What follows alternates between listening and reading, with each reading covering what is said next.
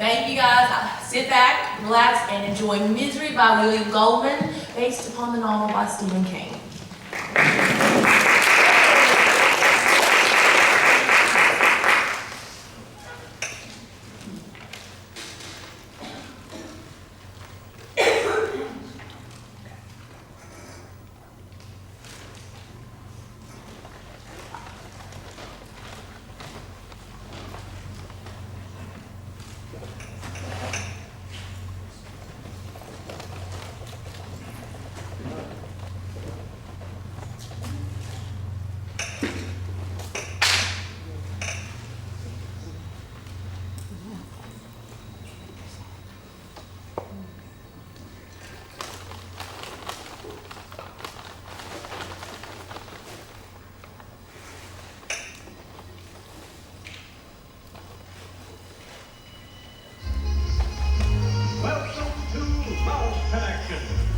Where old-fashioned romance meets modern-day technology.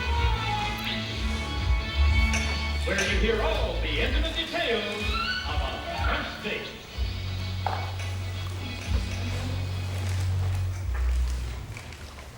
Oh, it's me.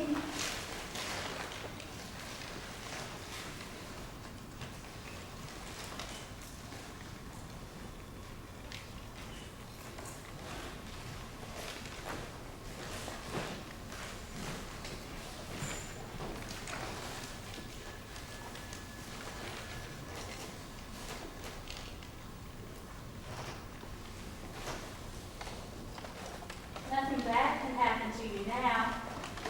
Not with Annie here. I'm your #1 fan.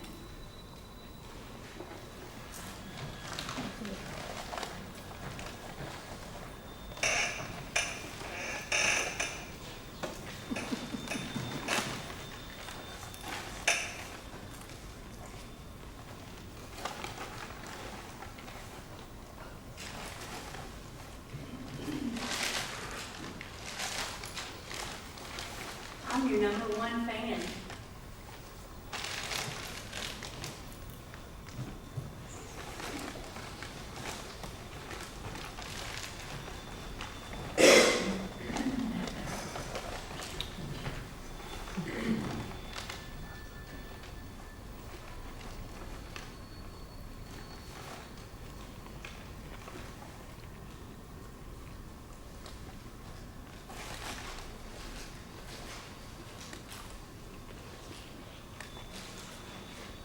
Where am I? Oh, shh. You're outside Silver Creek, Colorado. This is my home. You're going to be okay. My name is Annie Wilkes, and I'm a nurse. My legs, they're on fire. Well, I imagine they are. Soon you can have your novel, but it's not time yet. What happened? You were in a car crash, Paul. When I saw your car at the bottom of that hill, I'm not going to lie to you, I thought you were done for.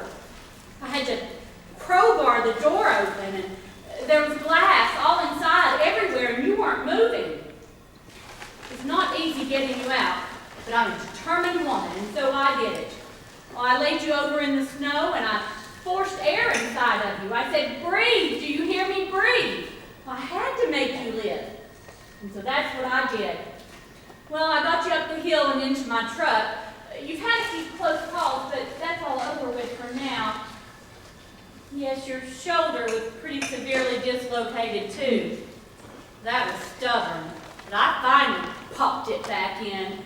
Oh, but what I'm most proud of is the work I did on your leg.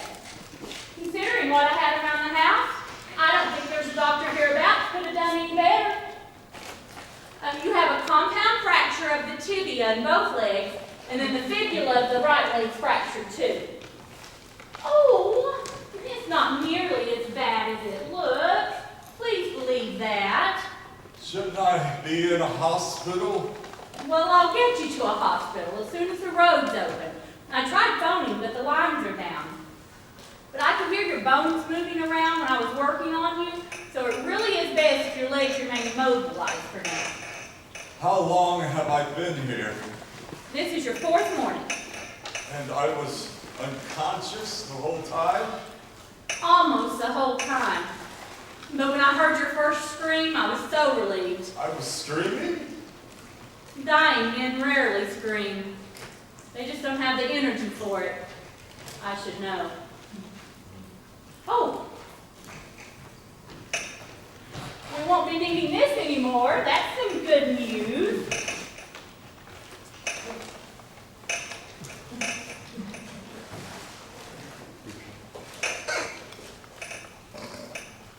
Will I be able to walk again? Well, you won't go dancing anytime soon, but yes, you sure will. That's a promise. Man, in the car next to me, there was a script. I have it, Paul. Oh, thank God. Thank you. You're welcome. Now, no more questions. You need your rest. You almost died. You're in good hands now, Paul. After all, I'm your number one. My number one fan. Your number one fan. Yes, I am. And trust me, there ain't no number two.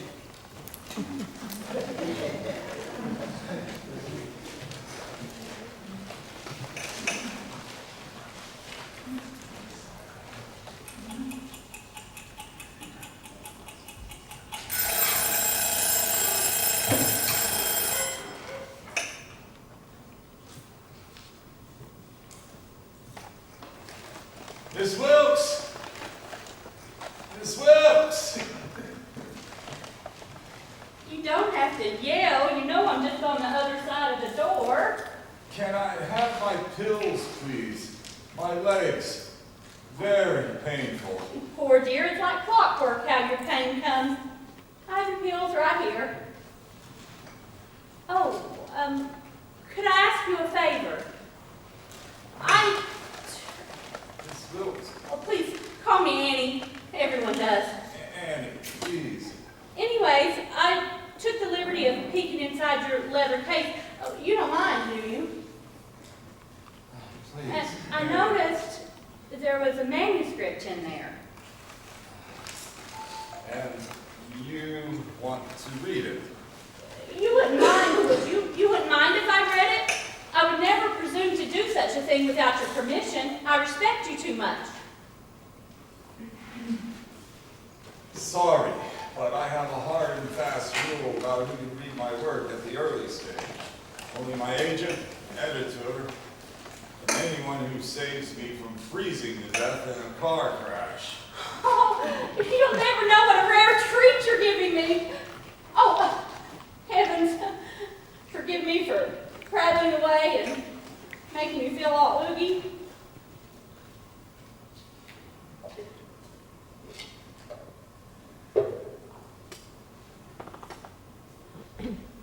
You'll feel better soon. I just can't believe that my hero's recovering here in my very own home.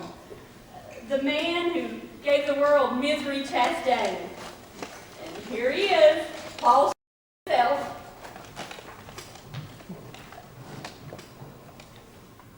I guess it was kind of a miracle you finding me. Not a miracle at all. In a way, I was following you. Following me? Well, seeing as how I'm your number one fan and all, it was no secret to me that you've been staying for these last 5 weeks at the Silver Creek Lodge. Oh, you finish all your new books there. Any good fan knows that. So some nights, I would just tool on down there and look up at the light in your cabin and try to imagine what was going on in the room of the world's greatest writer. Say that last part again. I couldn't quite hear you. World's greatest writer. So the other afternoon, I was heading home from town, racing because I heard this storm was coming in hard. And there you were, leaving the lodge. And I thought, why on earth would a literary genius go for a drive with this monster storm coming? The literary genius didn't know there was a storm coming. Lucky for you, I did. And lucky for me, too. Because now you're alive and you can write more books. Because the world needs more misery books. Oh, Paul, I know all the misery books by heart. And I swear that's the truth. All 8 of them. I just treasure them so.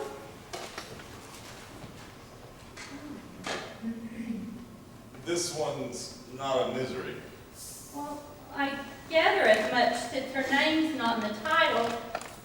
Broken Places. Last week, that title was a metaphor, but yes, this is a different kind of book. It's not set in the 19th century or the English countryside. It's not even a romance. What is it then? My agent would say it's an esoteric, pseudo-autobiographical character study that no one will ever want to read. But that's just her sense of humor. I don't. Is that funny? Not really, no. But since you asked, this is not like anything I've ever written before. It's about the world I live in, New York, and about a man who had everything and then crashed and burned and lost it all. Well, I can't help but wish it was a misery, but you wrote it, so I want to read it. I want to read every word you write. That really means a lot to me. So, if I had your gift, if I could breathe life into Misery Chastain, oh, that's all I'd write about. I'd want to write as much of her life as I could. That's all I've been doing for the past 20 years. Don't get me wrong, I'm not complaining. It sounds like you are, just a little. Don't misunderstand me. Misery is responsible for all of my success, and I'm grateful for that. But there's another writer in me, a serious writer of serious books. Misery is serious. All 8 of your misery books are serious. Yes, of course they are. I just hope my readers will like it as much as they like misery. I'm sure we will. Did you say that there were 8 misery books? 8 misery books? Oh, yes. Misery, Misery's Quest, Misery's Trial, Misery's Lover, Misery's Gift, Misery's Challenge, Misery's Triumph, and Misery's Dilemma. That's 8. Secret? What? 9. 9? Oh, 9! Oh, why didn't you say so? Oh, when? Please say soon. Very soon. Oh, does it have a title? What stupid of me, of course it has a title. What is it? What is it? Misery's Child. Misery's Child? Oh, I'm going to have a heart attack. Oh, Paul, I want to read it tonight. Well, maybe not quite that soon, but it'll be in bookstores any day now. How long do you think before the phone lines are back up? I'd like to let my agent know I'm still breathing, and my daughter. My daughter must be worried about me too. It's the past, Paul. It's closed so no repair trucks can get through. But if you give me their phone numbers, I'll try them for you as soon as it's possible. Okay, thank you for everything. It's, well, ironic to say the least. What is? The morning I finished that book, the morning of the storm, I never felt more alive and more free. And then later that day, I almost died. But I was here. Yes. Oh, Paul, we're going to be so happy here. I guess I'd better get to feeding the animals. They don't like it when I'm away too long. Just like somebody else I know. Animals? Oh, just half a dozen laying hens, the 2 cows in Misery. Misery? My pig. For a while there, I was so lonely on the farm. But then I bought Misery, and she's a real companion. Some days I have my morning coffee right in her side, and she just chatters away. Oh, I hope I didn't offend you by naming her after that brave and beautiful character you created. I told you I'm your #1 fan. I'm starting to believe you. Do you know what she said when she found out that Paul Sheldon was staying here?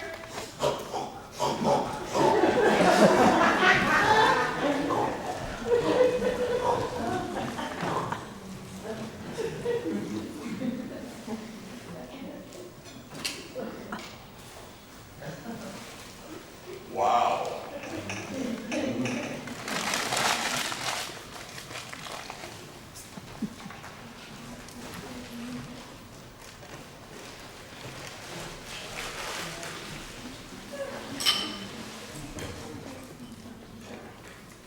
Open wide.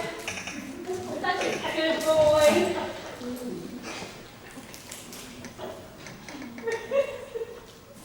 What? Oh, nothing. Nothing at all. Sure sounds like something to me. It's ridiculous. Who am I to offer criticism to someone like you? You wouldn't be the first. Go ahead. Well, I know I'm only 40 pages into the new manuscript. Oh, and it's brilliantly written. Of course, everything you ever write is brilliant. Pretty brutal so far. Is it difficult to follow? I know it jumps back and forth in time. Yes, that is hard, but that's not... I know that the language is complicated. It's a swearing call. There. I said it. The profanity bothers you? Every other word is the F word. It has no nobility. Annie, this is real life. It's 1987. Everybody talks like that. What do you think I do when I go to the feed store in town? Do you think I say, give me some of that effing pig feed, and how about some of that bitchly cow porn? Well, hell yes, ma'am, coming to F up. And at the bank, do you think I go, here's one effing bastard of a check? How about getting off your effing ass and taking the effing thing? Oh, there. Look what you made me do. I'm very sorry. Oh, sure you are.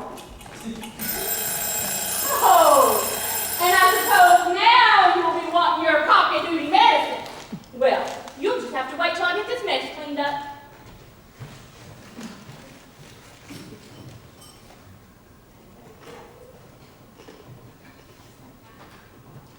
My mother would have washed my mouth out with soap and water for using that type of language. You don't have to use swear words in the misery book, because they didn't use swear words at all back then. They weren't even invented in the 1860s.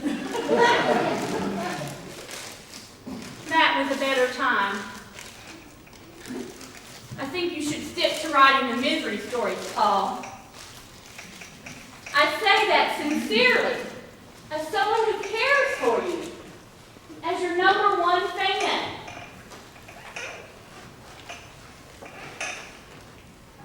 You won't make me mad again, will you? No, I don't want you mad. I kind of depend on you, you know? You do, don't you?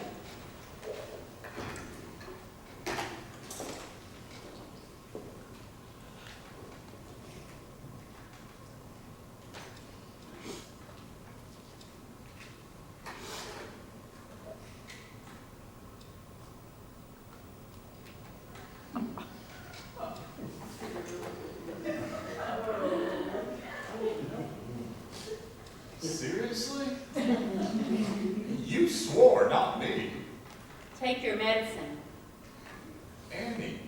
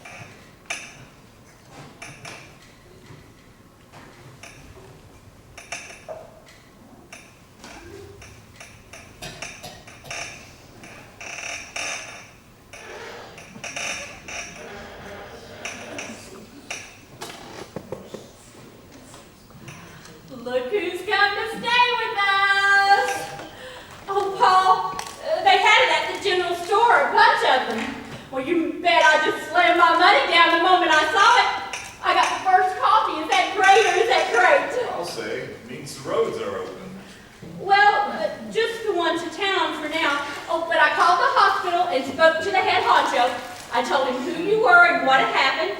And he said, as long as there's no infection, you're not in any danger.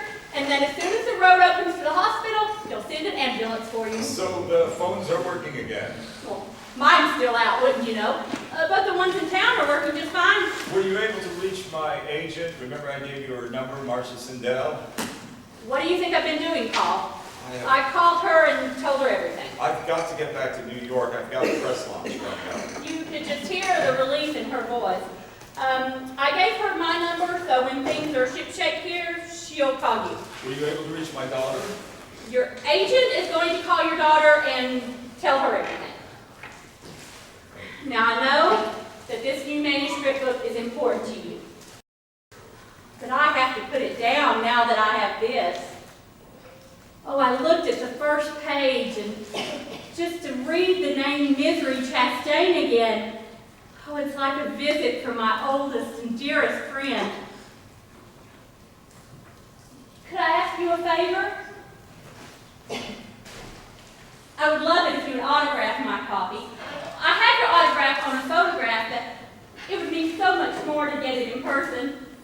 Oh, I know you're right-handed, but don't worry if it's not legible.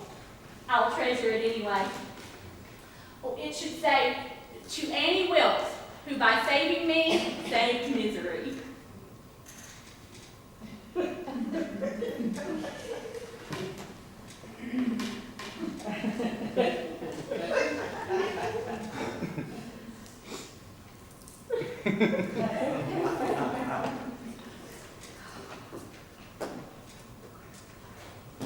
Thank you.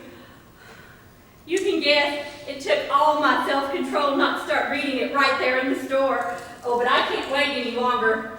What a poet you are. Annie, there's something you should know about Misery's child. What is it? Is it something that happens in the book? Is Ian going to propose? Oh, she's not going to marry Jeffrey, is she? Oh, there's so many things I want to ask you, so many things I want to know. Well... No, gosh, no. If you tell me, I won't get to experience him for myself. Paul, be honest. Do you like Liberace?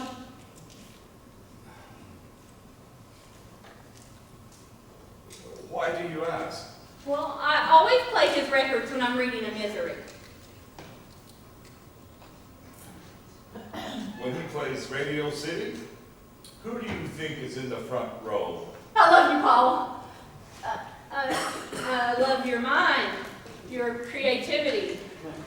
That's all I meant.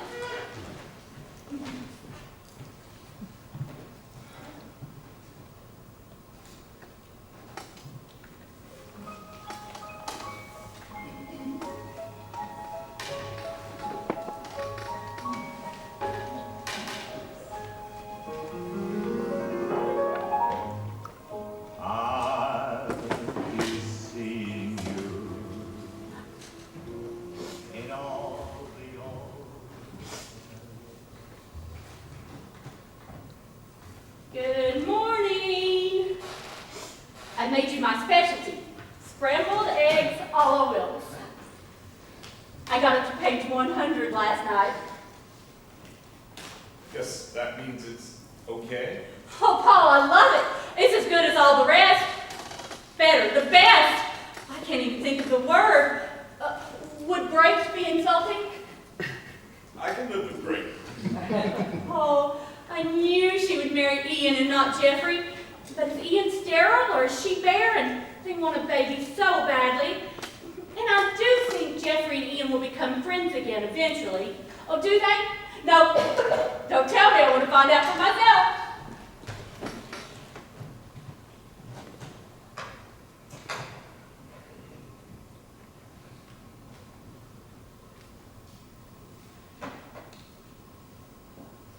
Annie, Misery is dead.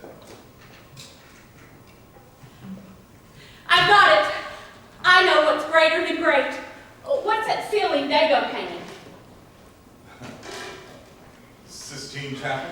Yes, That and Misery's child are the only two divine things in the whole world.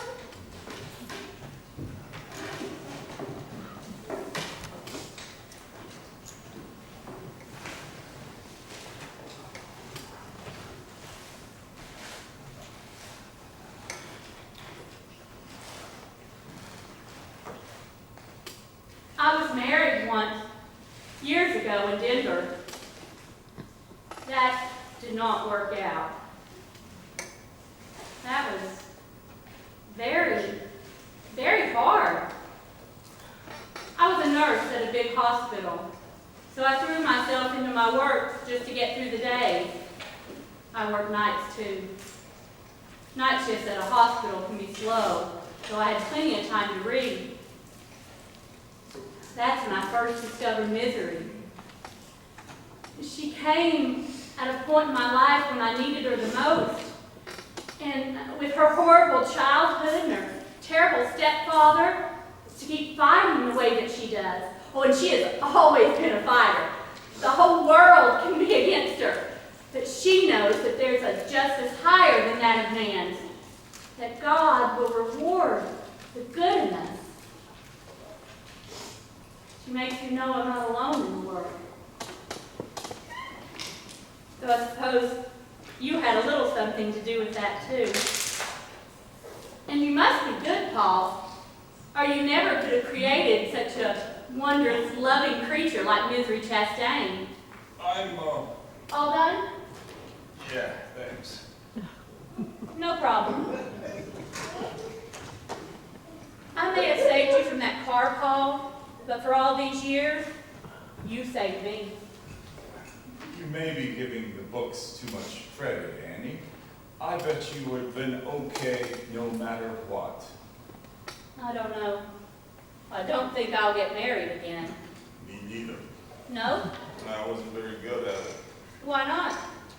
I guess I just get kind of obsessed when I'm working and just not looking up from the typewriter enough. And the more success I had,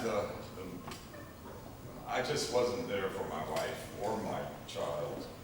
But you dedicated Misery's child to my daughter Chloe with love.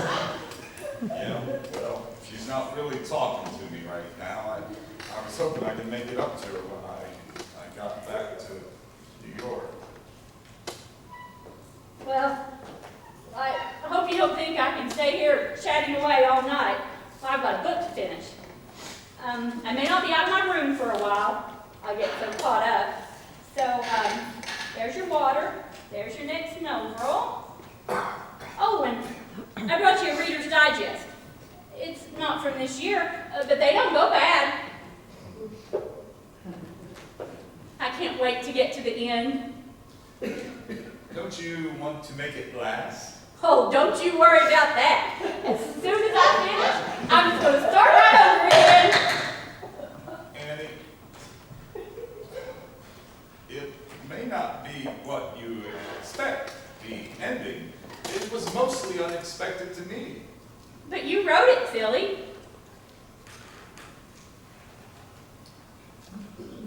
I really hope you enjoy it. Of course I'm going to enjoy it. I've never been more excited. Oh, Misery's about to have her baby. Oh, is it a boy or a girl? No, don't tell me. Mwah.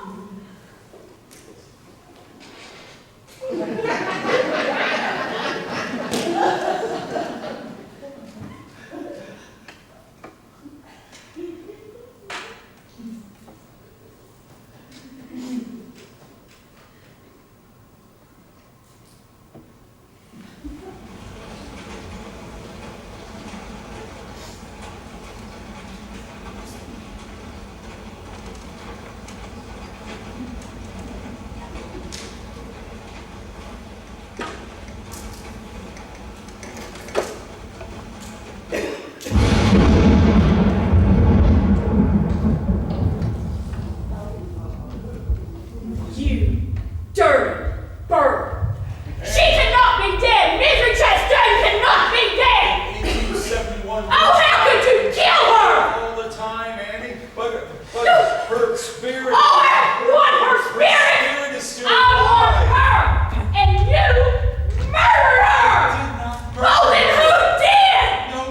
just died. She just Oh. slipped away. Annie, that's Slipped away! She didn't just slip away! You killed her! Do you think I was born yesterday? The writer is God to people in the story. He made them up, just like God made us up. And as far as misery goes, God just happens to have a couple of broken legs and be in my house eating my food. So don't you tell me you didn't kill her, because you did. You did it. You murdered my misery.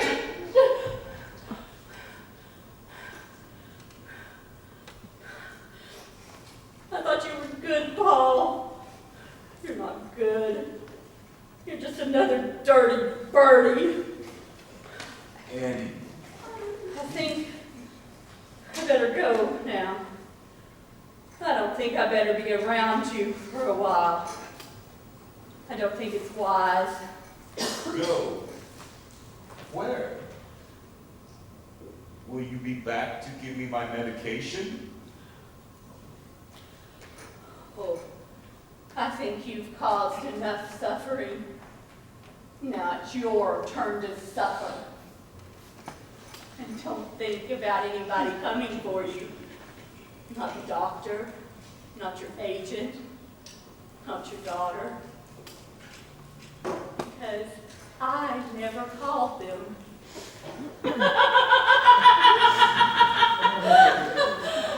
Nobody knows you're here.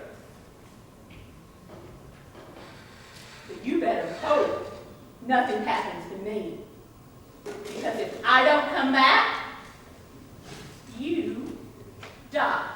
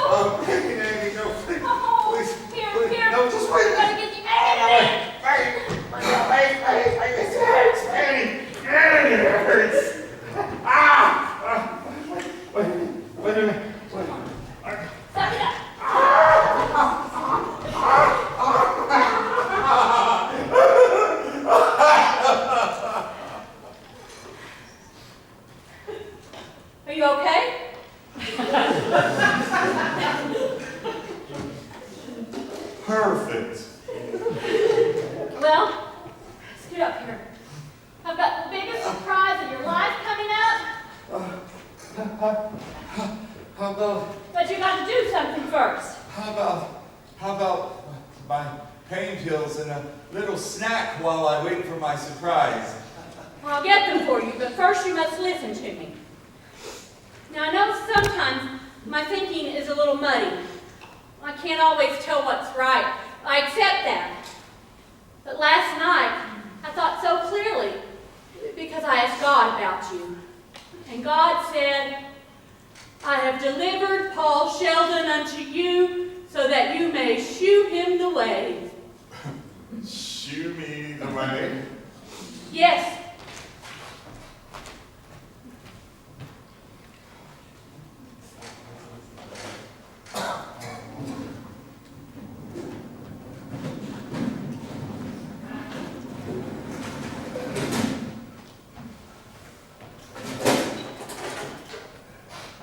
And before, when I mentioned a snack, I was thinking more along the lines of cheese and crackers. This is no time to joke, Paul. I've been trying to understand you. Trying to understand what made you kill Misery. Wanting to believe that you really are good. I went back and finished the swearing book last night. Or at least I tried to. And I had a revelation. You must rid the world of this filth. You're going to burn my book? No, Paul. You're going to do it. Annie, I've been lying in the floor all night. I need my pills. And I will get them for you, but this first. Can we talk about this some other time, Annie? I'm in so much pain, I can't think straight. I know this may be difficult for you. It's not really difficult at all, Annie. There's things about the publishing world that you don't understand. I mailed a copy of this to my agent, and by now she's made dozens of copies. Every powerful publisher in New York is reading it. So if you want to burn this copy, fine, but you're not ridding the world of anything. Then light the match. That's what you want, sure. Then do it.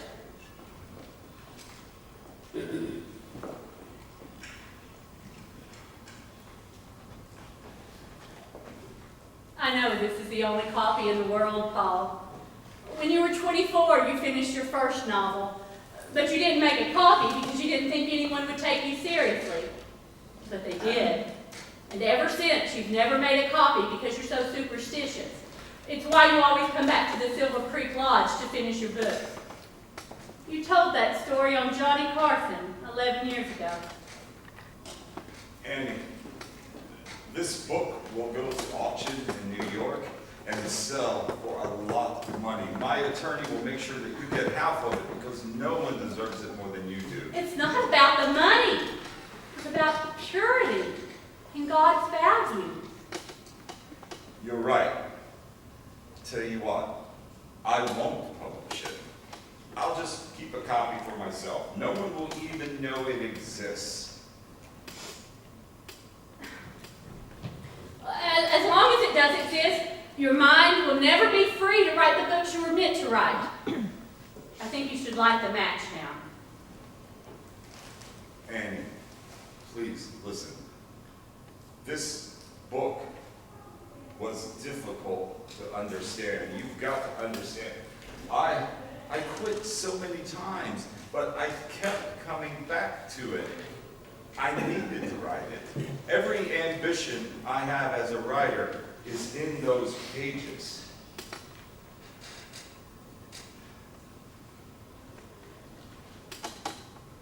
It took me 3 years to write this, Annie. 3 years. That's 1,000 days. If you really care about me, how can you ask me to destroy 1,000 days? It's not a very good book, Paul. And I know good when I see it. And you are good. You just need a little help. This is the only way. God is never wrong. No. Paul. No. Let me help you, dear. We're only put on this earth to help others. Nothing else matters. You are so brilliant, Paul. I would have thought you could have seen that.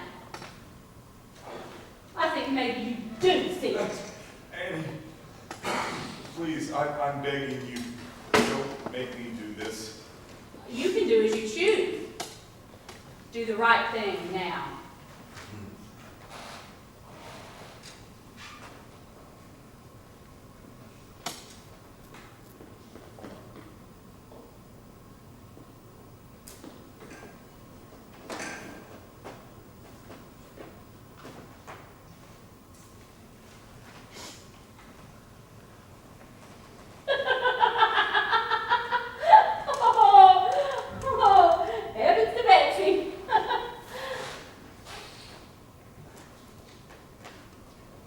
Here's your note roll.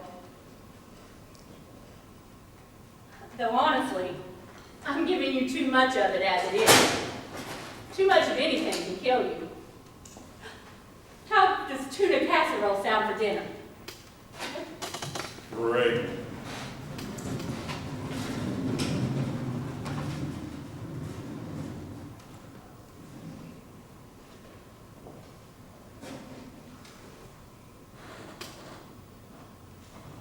Too much of anything can kill you.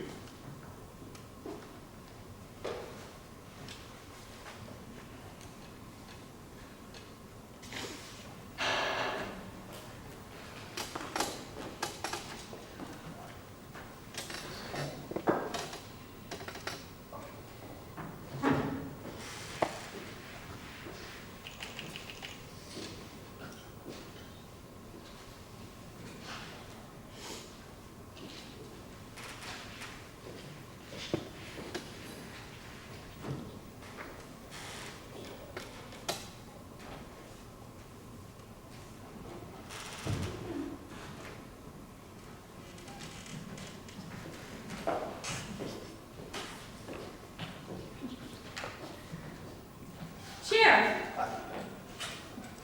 Sorry, Mrs. Wilkes? yes, that's right. I'm sorry to be bothering you, sir, Miss Wilkes, but I've been going nuts with phone calls from New York, so I'm asking everyone if they, in these parts, if they've seen something. There's a rider, comes up here often from New York, supposed to show up at home a couple of days ago, and he did. I reckon he checked out at Silver Creek Lodge a few weeks back, and now he got people back east thinking something bad's happened to him. Ryder from New York.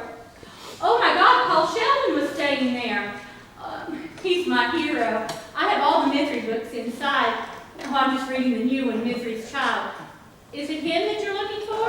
Yes, ma'am, got a picture right here, taken a couple of days before he left the lodge. Oh my God. What are people at the lodge saying? Nothing unusual, ma'am. Checked out the morning police, driving 65 Mustang, blue. The outfit had chains, and that was some mother of a storm. I guess he could have gone off-road near here. I was up in the helicopter yesterday, you can't see things, snow still was piled high. I don't think God would let anything bad happen to Paul Sheldon. Well, now, I don't think he's been gone long enough to worry. I told his agent when she called that maybe he decided to make a stop on the way home. Or maybe he decided he's had enough of this damn winter in Florida instead. But she insists he was been in touch. I have to believe that he's safe.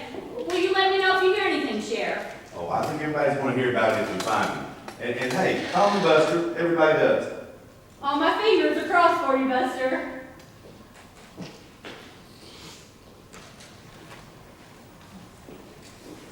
Like it so far?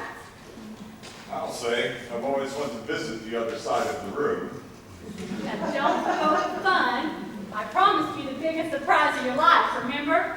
Well, if I'd known a wheelchair was my surprise, I would have burned all my books. The chair was expensive, even if it was secondhand. But that's only part of the surprise. Can I have my bills? It's not time, but you just stay put while I get everything set up. I don't know how long I can sit in this chair without my knob broke, Annie. I know it hurts now, but there will come a day, and sooner than you think, when it hurts less. Yeah, well, that's not today.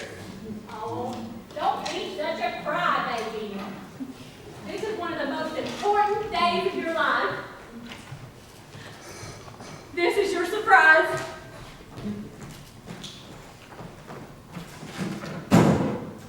What do you think? It's a real antique. I didn't buy it for an antique. It's for your new studio. Writers need a place to work, right? Word. You mean right?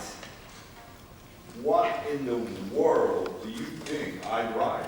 Oh, Paul, I don't think. I know. Now that you've gotten rid of that piece of filth, you can go back to doing what you're great at.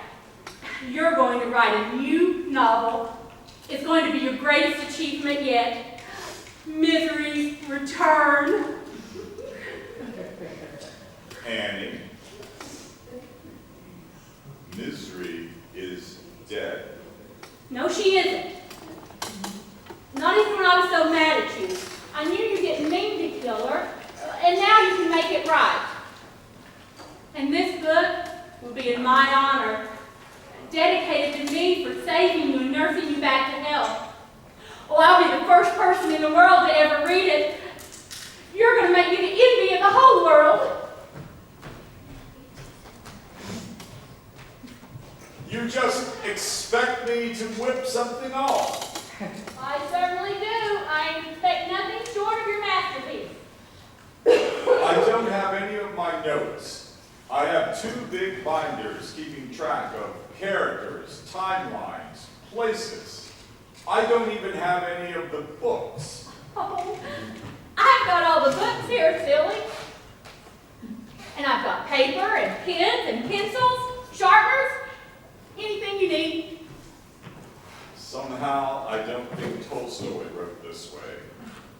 I wouldn't know. You're the only genius I've ever had in this house. But I have total confidence in your brilliance. Besides, the view will inspire you. I bet you don't get bothered by your neighbors much, do you? No, which is good for you because you can have complete solitude. Oh, great. This is the most expensive typing paper anywhere. Oh, and I got a great deal on this old clunker on account of the end keys messed up. See, it comes loose. Comes loose, huh? Oh, so she gave me $5 off. Gave you? You mean you didn't dicker? Well, I might have. I told the sales lady that N was one of the letters in my favorite writer's name, Paul Sheldon. You know, it's 2 of the letters in my favorite nurse's name, Annie. You fooler. No, not at all. Did I do good? You did great. Except for just one little thing. That's caressable bond. It smudges. Maybe you wouldn't mind going back into town and getting me some white long-grain Mimeo.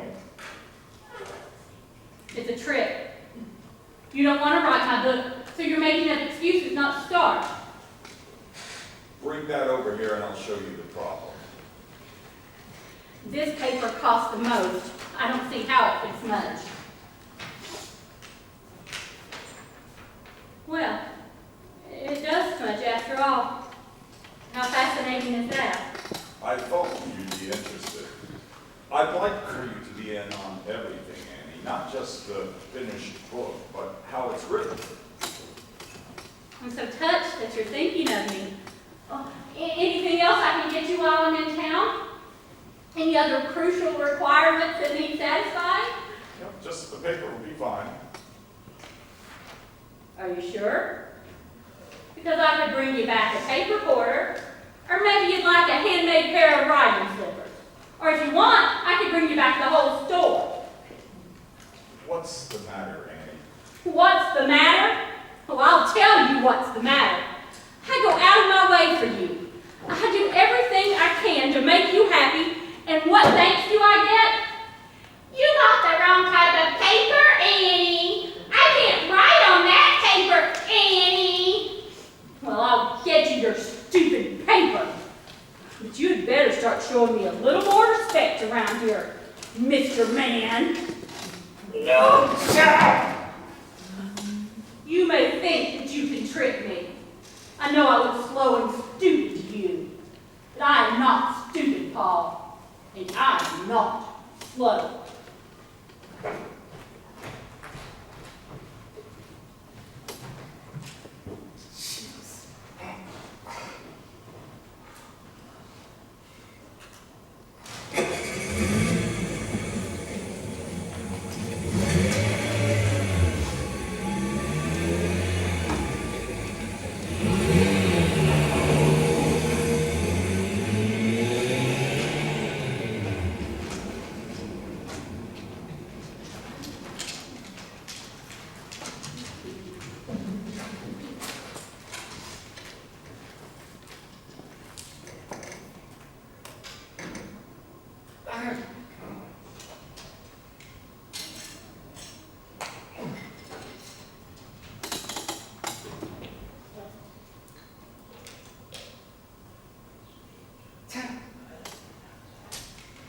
Son of a bitch, it worked.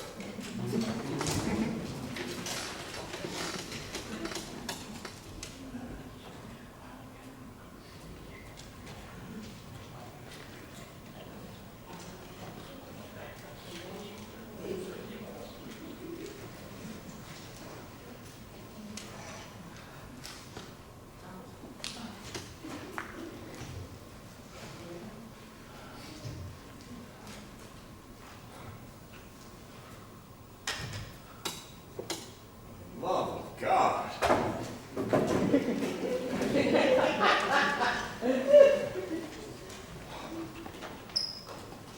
Hello, operator. Hello.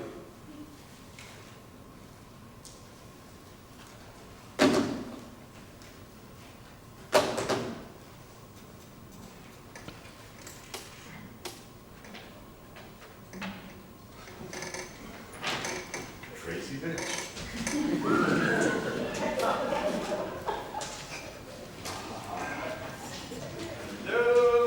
No, bro.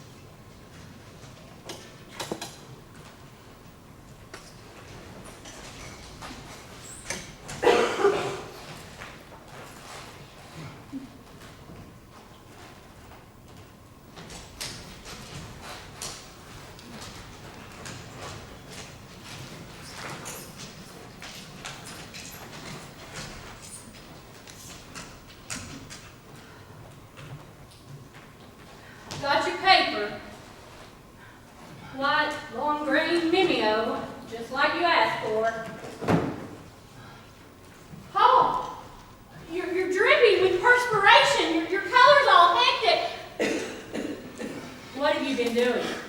You know damn well what I've been doing, Annie. I've been sitting here suffering. I need my pills. You poor dear. You've been sitting in that chair too long. Here, let me get you back to bed and I'll get I need my pills, Annie! Well, it'll just take a second. Please, Annie, make the pain go away, please. Just breaks my heart to see you like this. There you go.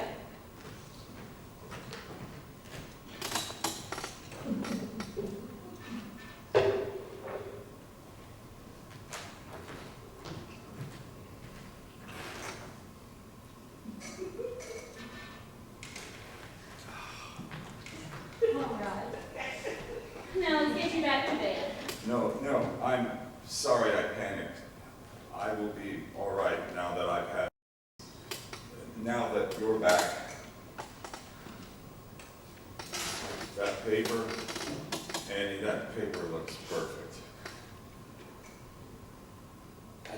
do some writing now.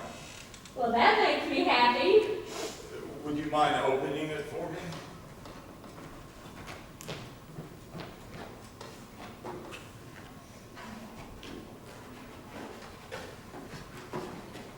Annie, if I write this story for you, No.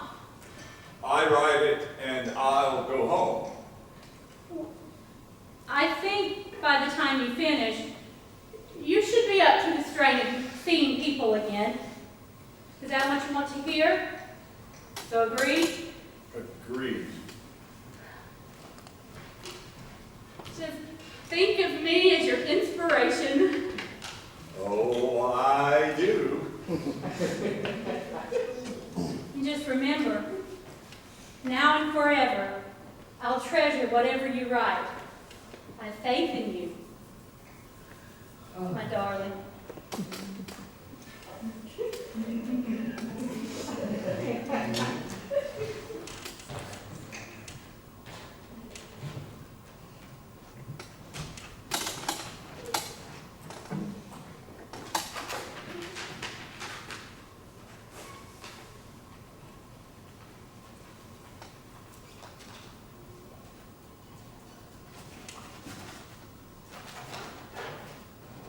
Is something wrong? I don't hear typing. No, everything is great, Annie. I'm just getting started. It's great.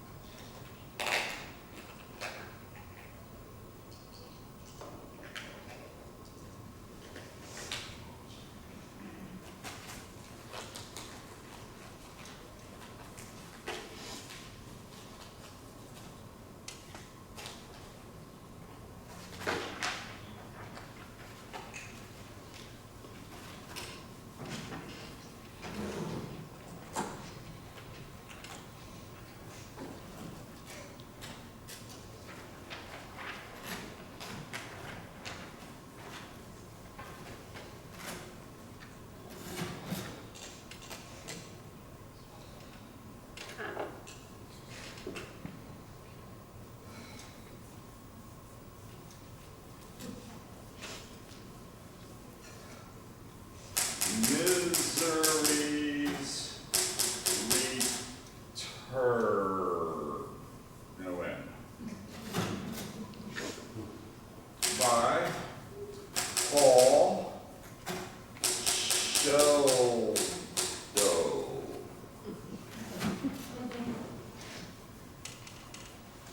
For A, no N, no N, I, E, W-I-L-K-E-S.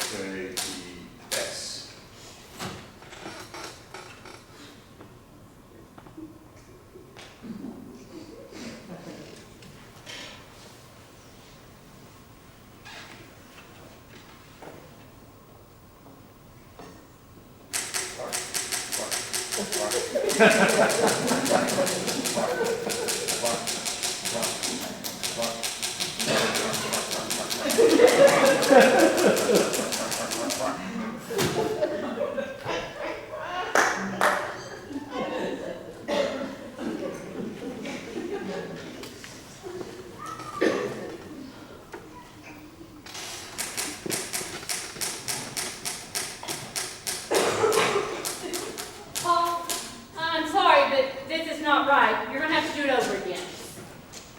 You don't like it? What happened to I'll treasure everything you do? Well, of course I like it. It's beautiful, but it's just not right. You're going to have to throw it all out. Oh, except the part about naming Gravedigger Wilkes after me. You can leave that in. Annie, maybe we're being a little hasty here. What you've written just isn't fair. Fair? How is it not fair? It's misery back to life, just like you asked for. Remember, Ian's dead perfect ride for Dr. Cleary at the end of the last book. But his horse fell jumping that fence, and so he never reached the doctor. So this book can't start with an experimental drug or blood transfusion that saves their life. You cheated. I wouldn't call that cheating. When I was growing up in Bakersfield, one of my favorite things in the whole world was to go to the movies on Saturday afternoons for the chapter plays. Cliffhangers. I know that, Mr. Man. They also call them chapter plays. I'm not stupid, you know. Anyway, my favorite was Rocket Man. And once there was this no brakes chapter. The bad guys stuck him in a car on a mountain road and they knocked him out. And then they tore out his brakes and started him on his dune. And he woke up and tried to escape and tried to steer. But the car went over the cliff before he could get out and it crashed and burned. Oh, and I was so upset and excited. And you better believe the next week I was first in line because he always started at the end of the last week. And so there was Rocket Man trying to get out, and there came the cliff, and just before it went over, he jumped free, and all the kids cheered. But I didn't cheer. I stood up and started shouting, "This isn't what happened last week! Do y'all have amnesia? Or are you just too stupid to remember? Well, they cheated us! This isn't fair! He was in the car when it went over! He never got out of the captivity car!" And they always cheated like that in chapter plays. But not you. Not with my Misery. Misery was dead and buried in the ground at the end of the last book. So you're going to have to start there. Do you understand? Yes.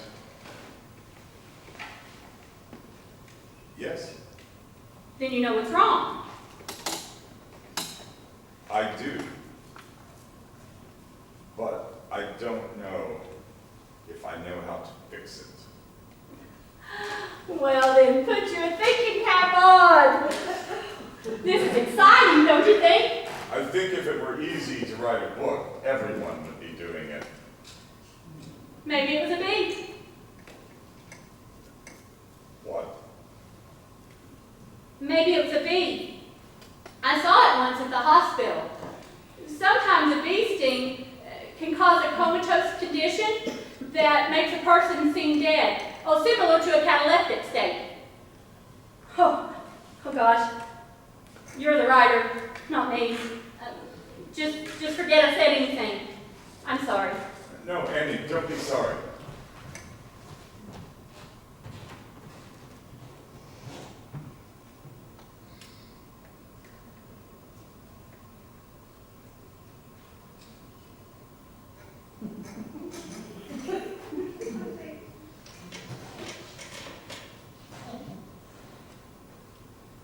Holy shit, Annie. Damn it.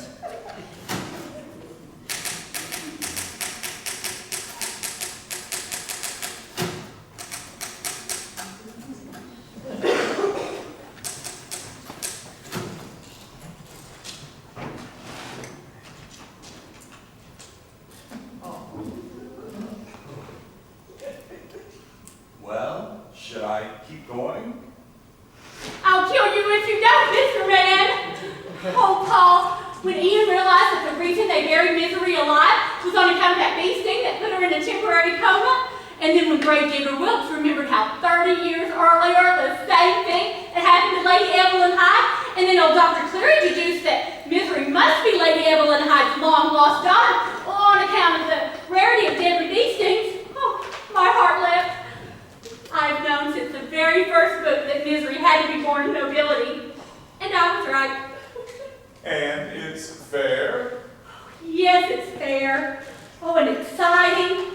Oh, and gruesome, too. Misery's bloody hands clawing to get out of her coffin. Oh, it's not like any of the other Misery books. Well, it's different circumstances. I'm just wild to know what happens next. Will she be her old self now that Ian's dug her up? Or will she have amnesia? Have to wait. Will she still love him with that special, perfect love? Have to wait. Oh, you can't even give me a hint. It's good, isn't it? Oh, misery's alive! Misery's alive! Oh, this house is going to be filled with romance. I'm going to play all my Liberace records for us. Oh, Paul, could I read each chapter as you finish it? Oh, please, please, please. It would sort of be like the chapter plays when I was a kid. I could fill in the ends for you. Only on the condition that you'll do something for me. What? Would you have dinner with me tonight? To celebrate Misery's return. I could have never done it without your help, Annie. Oh, Paul, it would be an honor.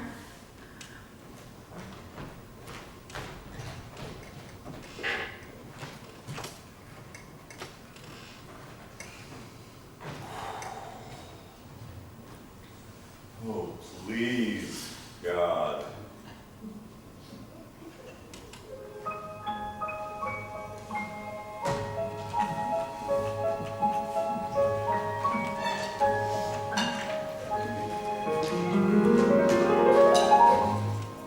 I'll be seeing you in all the old familiar places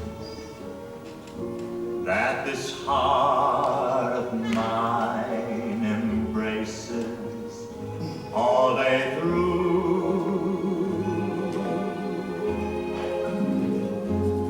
In that small cafe, the park,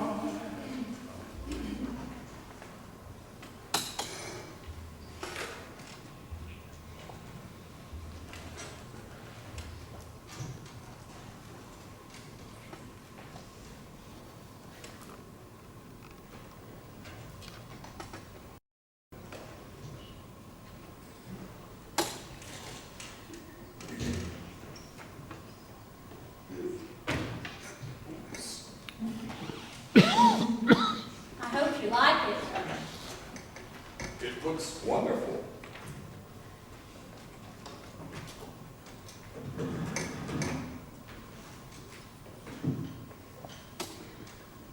And you look very pretty. Well, I'm not going to tell you what you can say. I really like that dress. Where did you get it? It was my mother's. It's old-fashioned. I like it. It's modest. It is modest. I don't mean to pry, but I read in People magazine that you were seeing that model that does those disgusting jeans ads. And I said, it can't be true. Paul Sheldon would never waste his time with a trampy woman like that. Well, now you can't believe everything you read in People magazine. I knew it. I knew it wasn't true. You know, when I was a kid, nurses were my heart's desire. I know the uniform had something to do with it, but I think there was more to it than that. I think I just wanted someone to be kind to me and to take care of me the way that you are taking care of me now, Annie. I bet you were something in your nurse's uniform. No.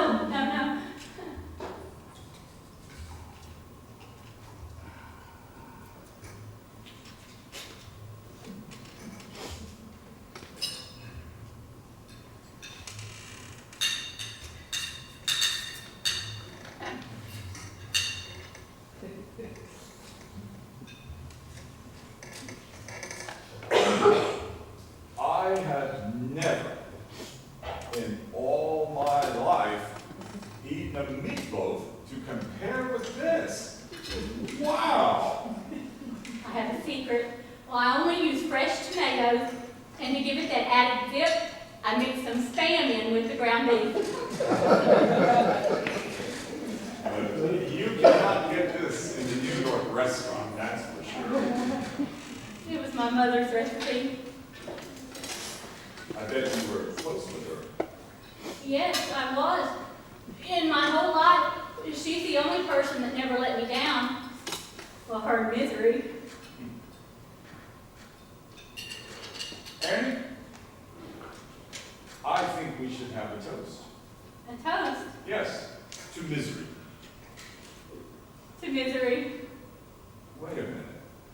If we're gonna do this, let's do it right. Do you have any candles? I don't know. I think I might somewhere.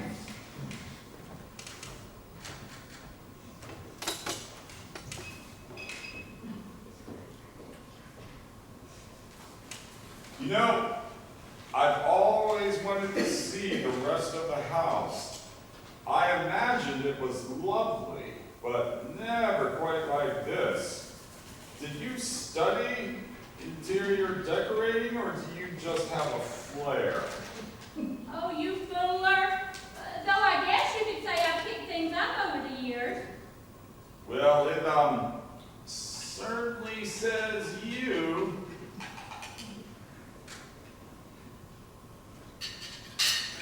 You know, if you can't find any, it's okay. I just thought it would be nice. Are you kidding? If anybody would have ever told me that I was going to have a candlelit dinner with Paul Sheldon and in my own house, I would have checked both legs to see which one was being pulled. Will this do? Oh, that's perfect.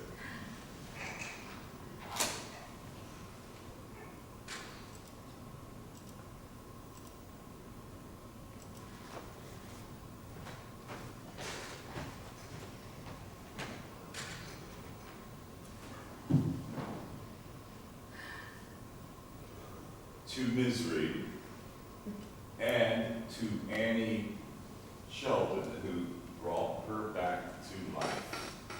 Oh, Paul. Oh, God, Paul, what have I done? Oh, I've ruined your beautiful toes.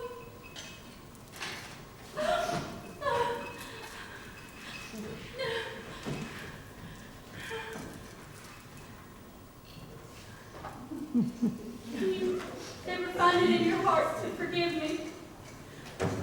I'll pour another glass.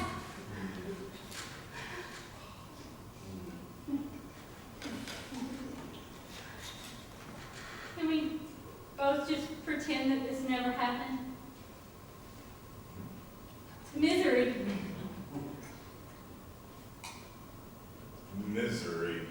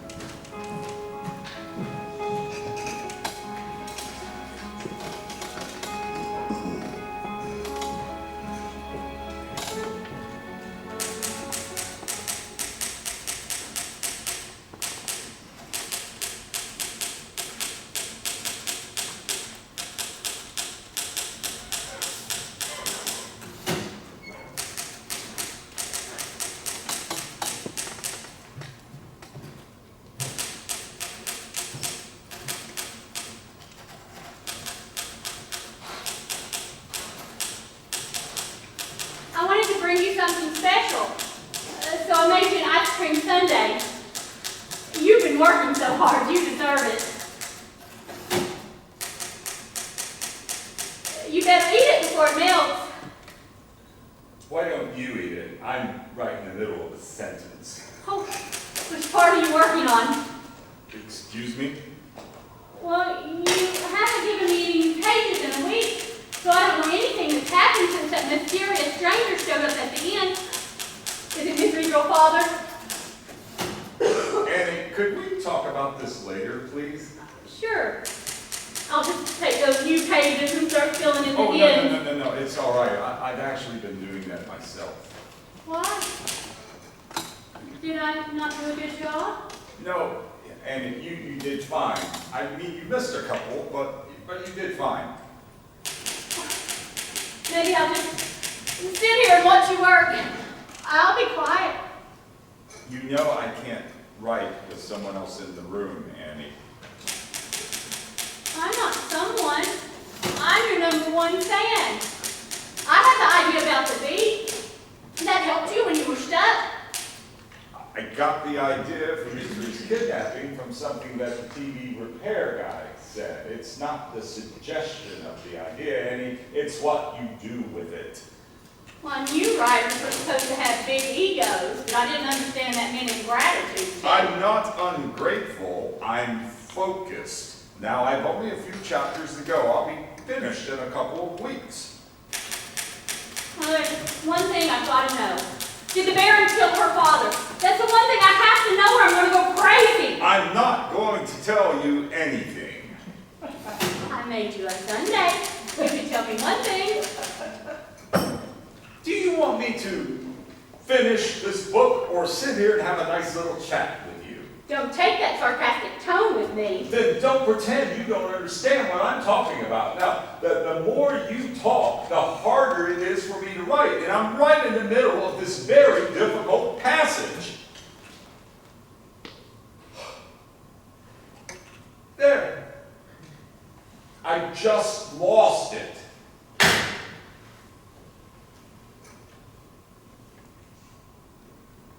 Are you going to eat your ice cream? I don't want the damn ice cream! I've upset you. I'm sorry. I expect you were right. I was wrong to ask. And close the door on your way out, please. And if you're going to bribe me, try bourbon next time.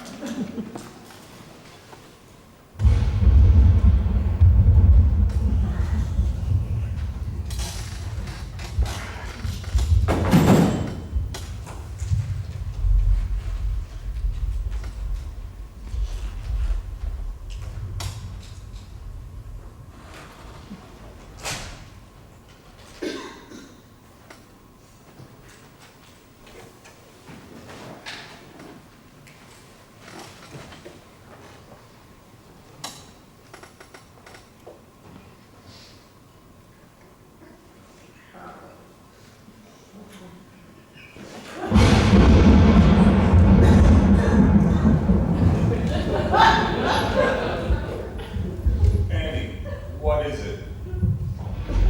Running gives me the blues. This is more than just the rain. Right. It's you. Go on. When you first came here, I only loved the part of Paul Sheldon that made up such wonderful stories, because that's all I had. But now I know I love the rest of him too. I know you don't love me. Don't say that you do. You're a beautiful, brilliant, famous man of the world. And I'm not the movie star type. You'll never know the fear of losing someone like you if you're someone like me. Why would you lose me? The book is almost finished. Your legs are getting stronger. Soon you'll be able to walk. Then you'll be wanting to leave. But I like it here, Annie. Thank you for saying that. Though we both know it's not altogether true. You're not a stupid man, Paul. You know I can never let you leave. You've known for some time, haven't you?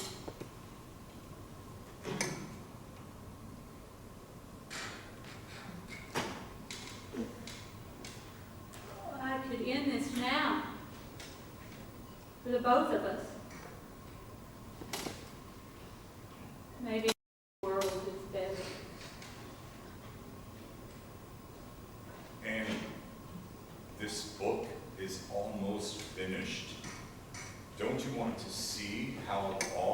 turns out?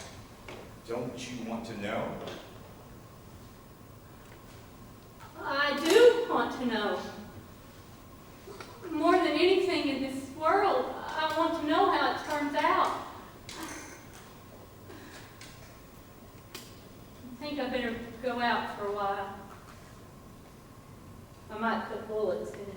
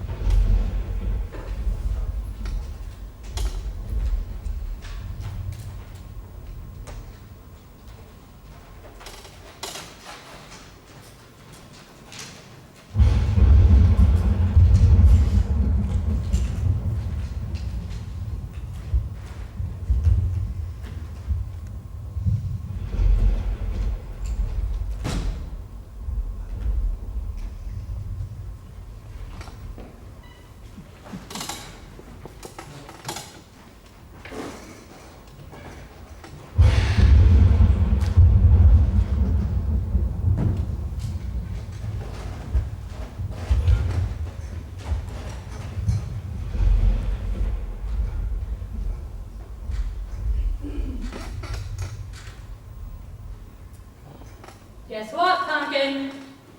I know you've been out. What are you talking about? You've been out of your room. No, I haven't, Annie. You've been out at least 2 times. Now, I told you not to try to trip me, Paul. What is this, Annie? I haven't been out of my room. You left marks with your wheelchair the first time you got out. And I know there's no room missing. And you shouldn't have turned that timer off, Paul. At first, I was so confused as to how on earth you even got out. But then last night, I found your key. Annie, okay. I've been out 2 times. Once because you left me here in pain and I needed my pills. And then the other because I needed water so I wouldn't die of thirst. I suppose you didn't try the phone or the doors? Of course I did, but you know that the phone doesn't work and the doors are locked. And where would I go anyway, Annie, huh? So you've been out twice, once for pills and once for water. I swear to you, Annie, that's it, 2 times. You're lying to me, Paul. But that's okay. Looking for this? I found it right in the bed just before I gave you your pre-op shot. Pre-op? Last night, it all became so clear. Would he ever really want to stay?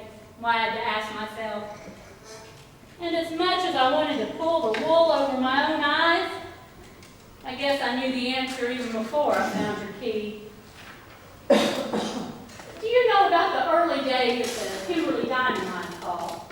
What they used to do to the native workers who were caught stealing? Oh, they didn't kill them. Don't worry about that. That would be like junking a Mercedes just because it had a broken spring. No, if they caught them, they had to make sure that they could keep on working. But they also had to make sure that they couldn't run away. So what they did was called hobbling. Annie, whatever you're thinking about doing, please don't do it. Now don't fuss. I gave you a shot of fentanyl to relax you. Annie, why would I run away? I'm doing my best work here. I'm a writer, and that's all I am, a writer, and even you said it was my best work. So why would I run away from where I'm doing my best work? It just doesn't make any sense, Annie.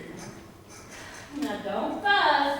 Annie, please, but I'll never leave this room again. I'll stay here forever. I'll be good, I swear it, Annie. Please, please, please. I'll be Darling. good, I'll be good, I swear it. Trust me. It's for the best. Annie, for God's sake, please don't do this. Darling, relax. I'm a trained nurse. Almost done. One more.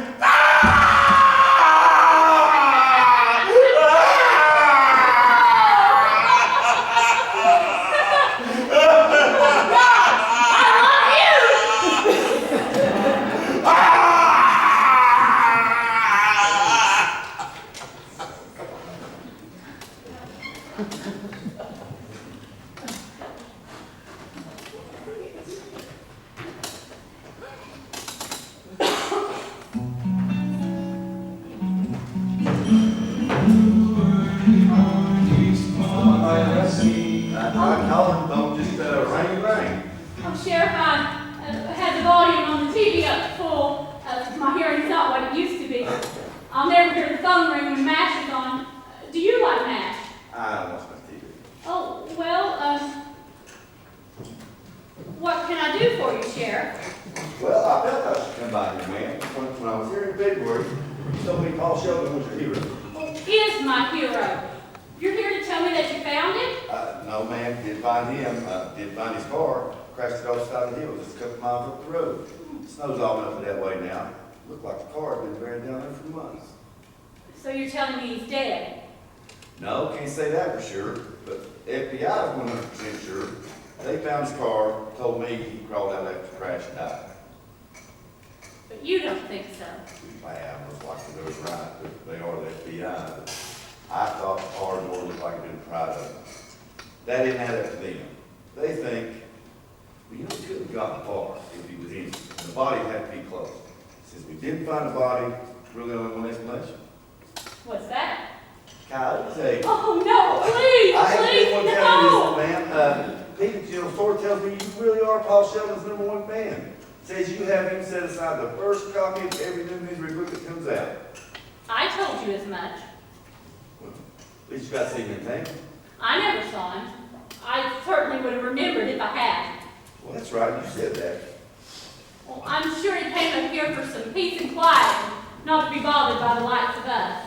You know, it's strange both of them coming to me at the same time. Both of them. Paul Sheldon and Misery. Well, I picked up Mr. Sheldon's new Misery book, read the whole thing. You did? What did you think? Well, it was a shock to me, Misery dying like that at the end. I didn't see that one coming. Misery's not dead. Well, how's that? Misery's not dead, Sheriff. I just know it. Well, I don't think there's going to be any more books, Miss Wilkes. There already is.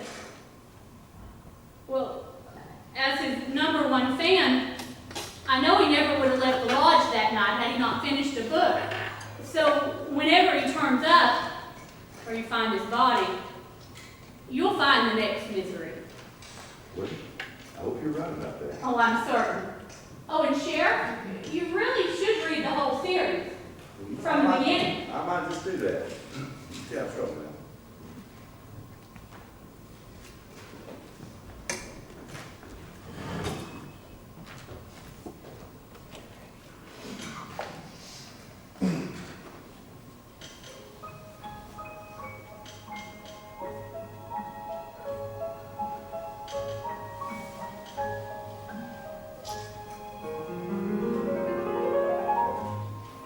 I'll be seeing you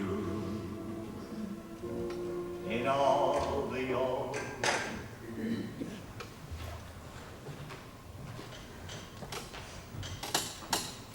Can't sleep all day, Pumpkin. Give us a smile. Here's one. Another one. Stop joking, Paul. It's been a few weeks. It's time for you to get back to your typing. I've been more than patient. You know, it's weird, but somehow having a couple of crushed ankles hasn't really done much for my creative juices. So as the French are so fond of saying, get the fuck out of here. The sheriff just paid me a visit. That got you, didn't it? Well, newsflash, Mr. Man. The FBI thinks you're dead. So it's just you and me now, Paul. And you owe me your life. I know you'll keep that in mind. Now it's time to get back to typing. I figured out the ending. Want to hear what happens? Be careful, Paul. I think you're really going to dig this. Misery and Ian get into a big fight, and you know the drill. I never loved you, blah, blah, blah, blah. So Misery storms off with her dog. You know her Irish setter, the big red Irish setter. Well, they go to a local hotel, and at the bar, over a few drinks, Misery tells Barkley how terrible that Ian was to her. One thing leads to another, and before you know it, they head upstairs. Can you guess what happens? She fucks her dog. You are less than charming today. What are you going to do about it? Kill me? I dare you. I'll drive a sledgehammer into your main lane if you're not nicer. Be my guest. That's disgusting. I can make you write it. Can you? Hey! Fucking word!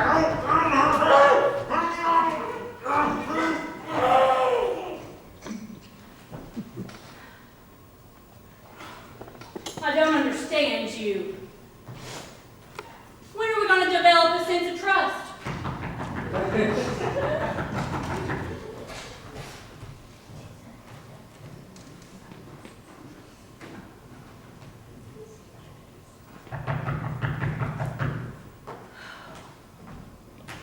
Come in.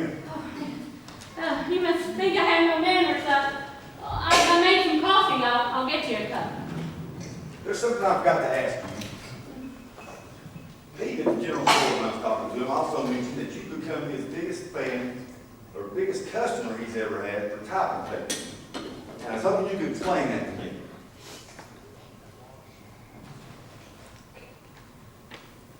You must never tell anyone what I'm about to tell you. Well, that depends on if you're breaking the law. when you told me that Paul Sheldon was missing, and that most likely he was out there frozen to death, or worse, I got down on my knees and prayed. And while I was on my knees, God answered me. God told me to get ready. For what? To try and be Paul Sheldon's replacement. He said he's brought so much pleasure to so many people, and there's a shortage of pleasure on the planet these days, in case you hadn't noticed.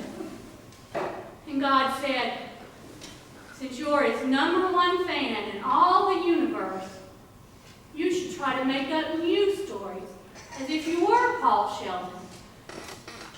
And I said, I don't think I can do that. Never in my whole life have I thought that I could tell stories. And God said, you must try. So I've been trying, Buster. I went to town and bought the same type of paper that Paul Sheldon wrote on, in a clunky old typewriter that doesn't even have an N. And every day, Buster, I've been working so hard. I know the types of words he used. I know the type of stories he told. But I have no talent. Day after day, I keep trying. I've written over 200 pages, and it's been agony. That mean? Do you want to read them? Oh, no. Maybe you can help me. Credit, but I'll tell you what, you sure are Paul Sheldon's #1 fan. Maybe I can take you a visit again sometime. I'd be delighted.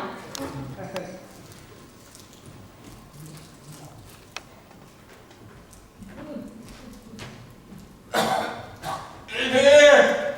In here! In here! Help me! Please help! In here! Help! In here! Miss Wilkes! Miss Wilkes! In here! Answer me, Miss Wilkes! Help! Miss Wilkes! Help me! In here! Oh my God, it's you, it's Paul Sheldon. You're alive. It's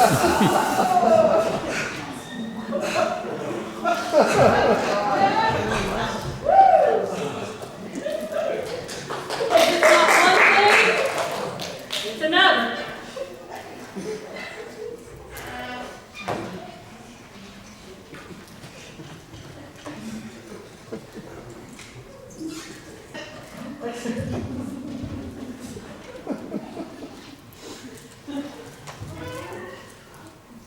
I'm sorry you had to see that, Paul. And I'm sorry you won't get to finish the book. I have 2 bullets. One for me and one for you. Now don't be afraid. I love you. I know you do, Annie. And I love you too. And you're right, we have no choice but to die. You were chosen to save me for a reason. You and I have power to give misery eternal life. We've got to finish this book. But there's no time. You don't think they'll come look for him? We have time. They won't come till tomorrow. Give me tonight. By dawn, we will give misery back to the world.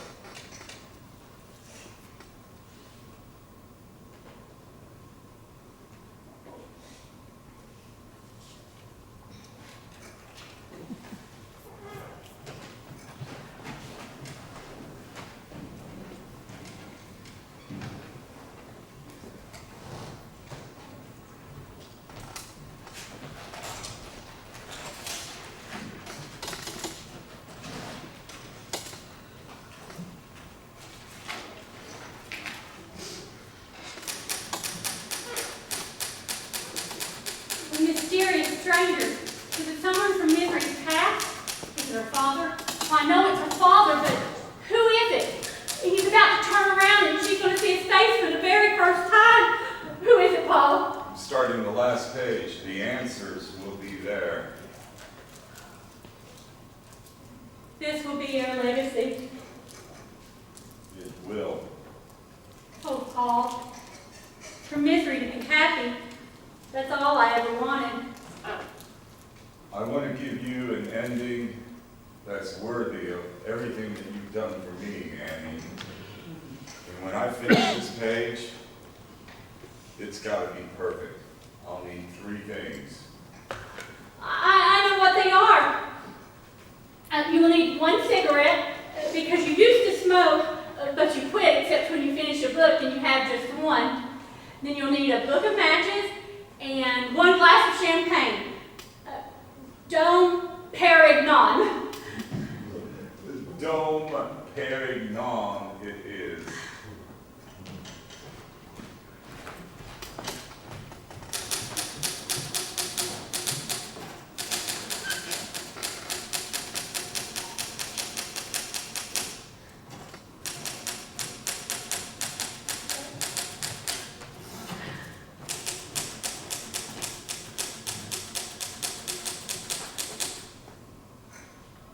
Did I do good?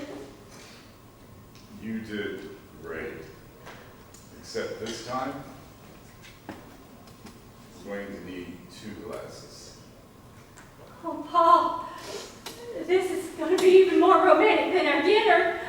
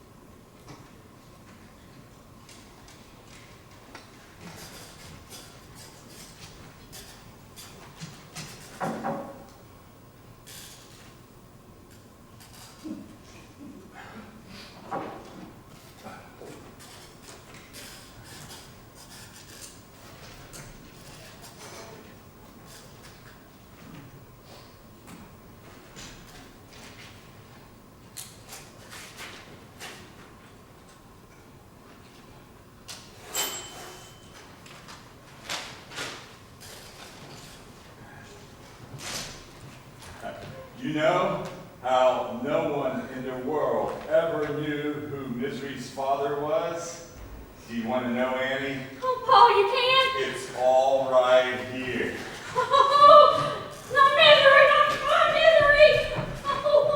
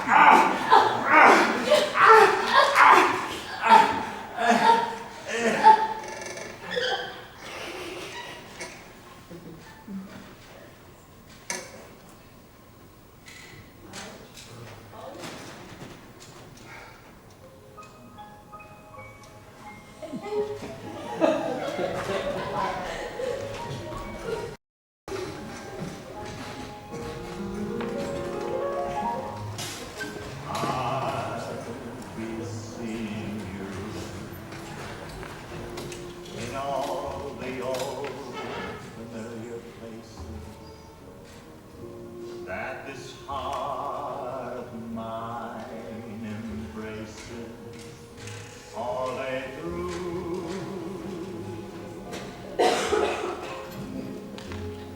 In that small cafe, apart across the way, the children's carousel, the chestnut trees, the wishing well. I'll be seeing you in every lovely summer's day, in everything that's light and gay. I'll always think of you that way. I'll find you in the morning sun, and when the night is new, I'll be looking at the moon, but I'll be seeing you.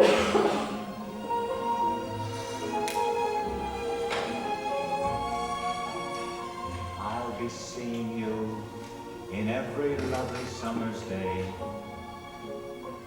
I'll be seeing you in everything that's light and gay. I'll always think of you. Ladies and gentlemen, please welcome the best-selling author of the Misery Chastain series, Paul Sheldon.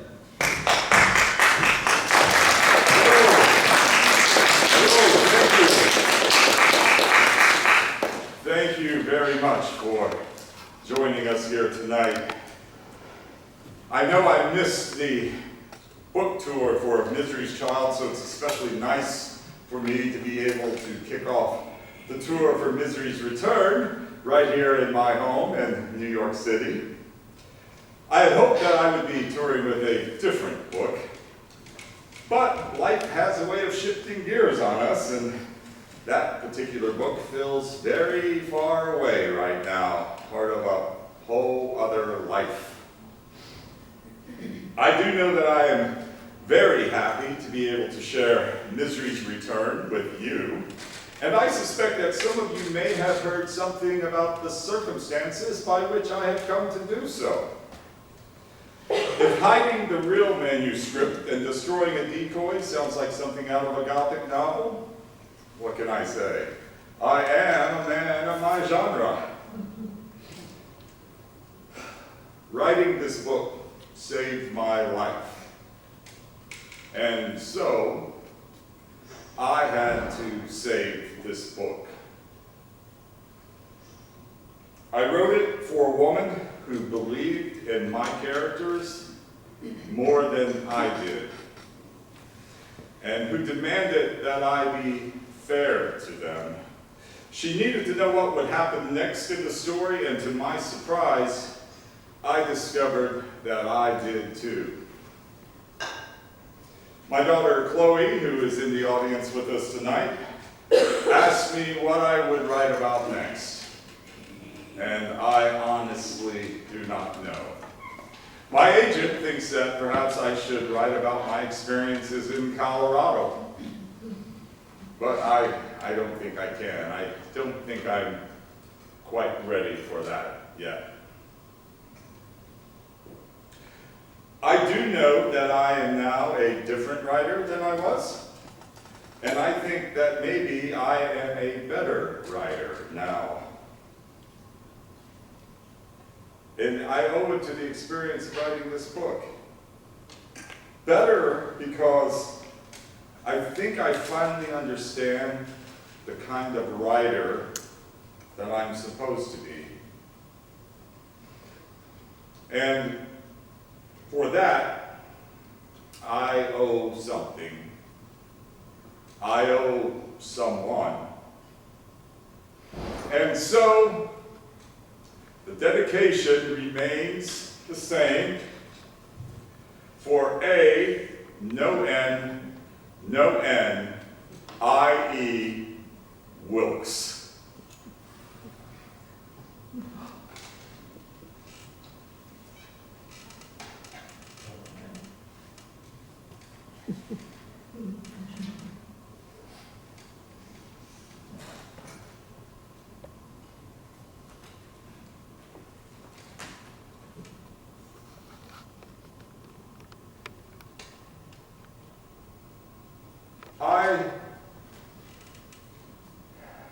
Whatever awaits me,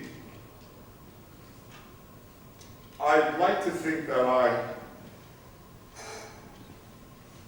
I hope that I can move forward, right? I mean, all we can do is to move on. I'll never leave you, Paul. I'm your #1 fan.